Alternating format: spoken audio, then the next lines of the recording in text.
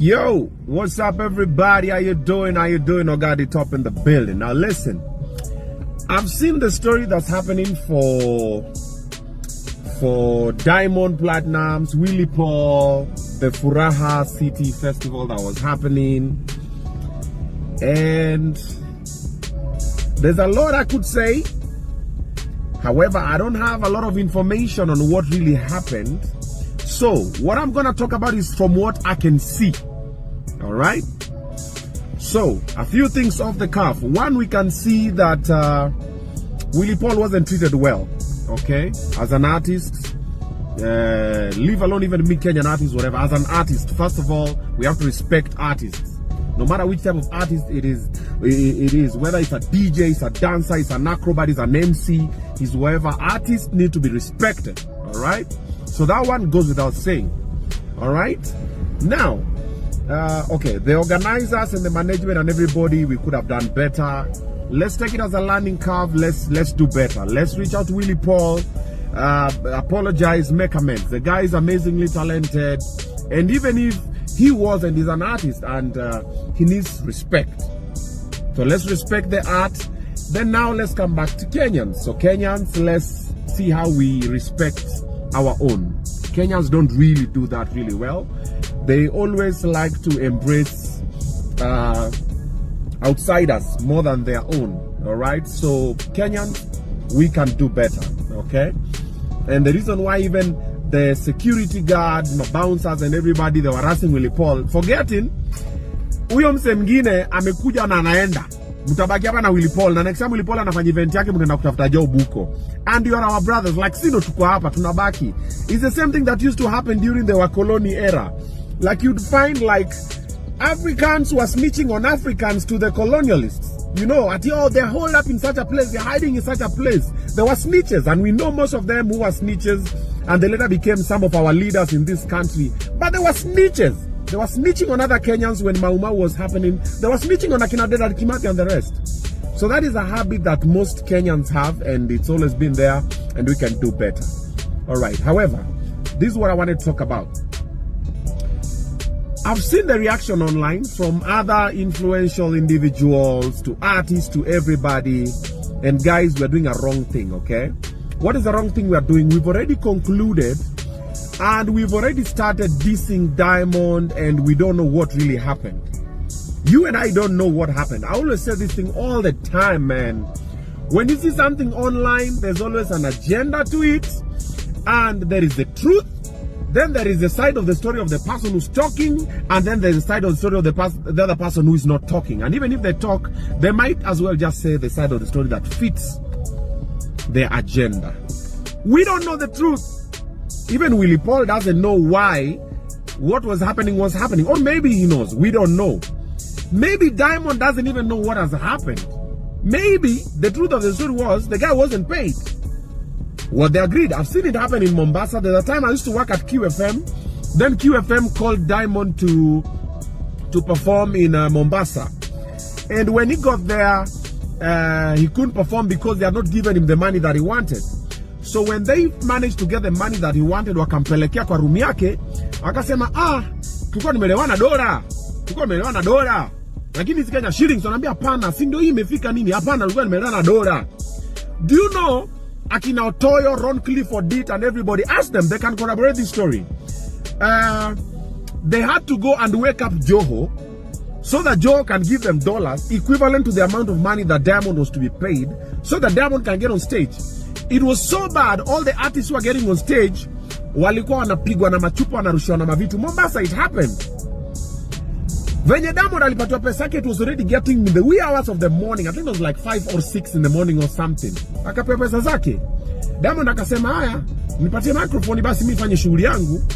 Because alikuwa amevaa kutoka kitu kama I think 11 p.m. or midnight or something. The guy was getting on stage at around 6 in the morning. Or 7. Don't remember the exact time it was. Jamali panadu stage, akaanza tu backstage. Tatizo kwangu mbagala. The guys came back and it was an amazing show. So let's not crucify someone based on limited information. That's what I'm trying to say. We don't know why Diamond did not perform. We have no idea. But Diamond knows, the organizers of the event know. They might not talk about it because maybe there was a misunderstanding here and there. Personally, I don't really think he didn't perform just because Willy Paul performed before him. No. I don't know. Willy Paul is my boy. I'm #1 Willy Paul fan. I've said it 1,000,001 times to him, to my fans on my platform, everywhere. Willy Paul, amazingly talented guy. If only we can take him more serious, and also if he can also just put a little more discipline on his craft, the guy is gonna be, is bigger worldwide. But let's not water down the whole thing to a small thing at Nani Ali performs Jeep before Nani. That's some BS. That thing, I've seen people perform before whoever. I perform before people. IMC for people, before Nani, bro, it doesn't change anything. Your fans are your fans. Whether you perform fast, you perform last, it doesn't change shit. Just perform, all right? So whether Diamond could have performed fast or last, it wouldn't have changed anything. I truly believe there's another reason why he did not perform. There's something. And I believe also there's another reason why all the altercation happened. I've seen it. It's happened before to Timmy Tidat as well. And also another thing that most people don't know, your enemies are normally from within. Wale wanakupiganga vita ni watu tuko nao kwa industry. Mi watu wananipiga vita ni watu niko nao kwa industry. The people I look up to, people I call my godfathers, people I go to for advice, people I sit down with and tell them, hey, listen, I want to do this. Wanakama wananiambia hivi, wanaenda wakutana na maadui wangu wanawaambia hivi kunihusu. Na nimewajua. The people that fight you are the people that know you. Either your family members, your friends, your colleagues, and everybody. Like, for example, Willy Paul, the people who are fighting you are people that know you. Strangers don't really care. They'll say something, but it can't get to you. The people that are fighting us are people from within. The people who are making the industry become shitty are same people in the industry. I got a job. There's a time MC Jesse gave me a job to MC. It was called Scania drivers something. Wana reverse matrela. This was the first gig. This was a couple of years ago. This was the first gig. I think I was paid a huge amount of money. I was paid, I think, 250 G's to MC an event. Back then, I used to charge about 100, maybe 80, maybe 150. Songa sana. Corporates were like 150, 100. This was a couple of years ago. I was called by Trevor Ombija. Then I was called by MC Jesse. And they recommended, and I was given this job. I was paid 250 G's. And another person in the industry who I look up to, who is a very powerful force to reckon with, went and spoke shit about me to MC Jesse. But yo, why would you give Obinna this job? And you know you could have given me Nini. And then anongea shit na naandika kwa email. He didn't deserve this chance, Nini. Then me nikapata your email. I'm like, yo. So since then, I've never looked at the guy the same. But I talked to him. I meet him. Hi, how are you? You're well, Nini? But I know this nigga don't mean well for me. So the people who are fighting you, your enemies, whatever, they are people who are here in the industry. The people who are trying to bring Willy Paul down. The guy is amazingly talented, but why is he always in problems? Same people in the industry. Same people that's also fighting me.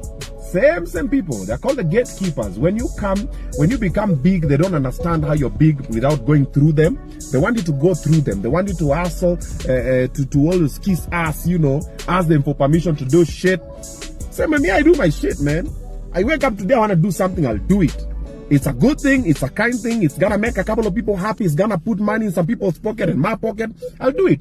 I don't need to console anybody. Then you don't consult them. You are the enemy #1. Now they start planning, they start scheming. Who to fanye nini? Huyu tumweke dem. Huyu tumweke drugs. Who to fanye. Some people go to meetings and say, Obinna na kunyonga poe mpaka da MC. I don't even take alcohol. So Willy Paul, Timmy Tidat, all of us in the industry, we know our enemies are from within. Wanatoka hapa katikati yetu, ni wenzetu na tumewajua. However, what happened yesterday, last night was very bad. But guys, stop concluding before you hear both sides of the story. We always do that thing all the time. Unasikia one side of the story, you've already crucified the other person, like, yeah. No, you don't know what really happened. So slow it down, think about it. My 2 cents. Peace out.